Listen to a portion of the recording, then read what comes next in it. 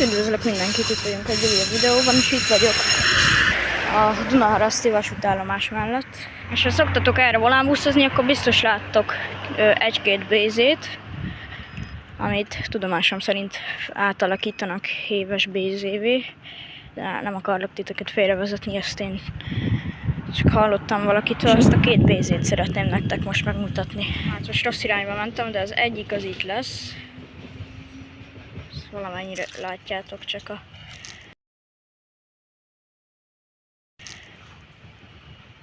híveket akarják, de átmegyek majd a másik oldalra.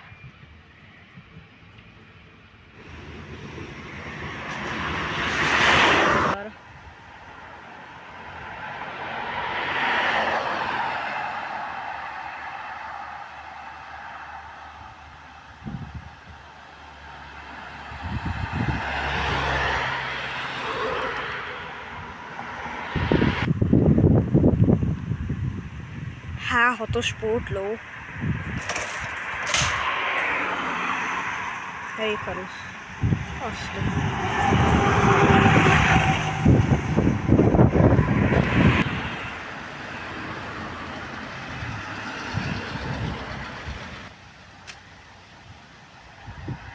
Eredetileg én csak egy BZ-ről tudtam, de másikat csak a tömegközlekedés írta, hogy innen is köszönöm neki, hogy kisegített pár információval.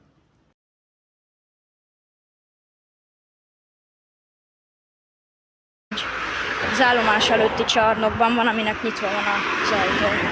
Ott is van.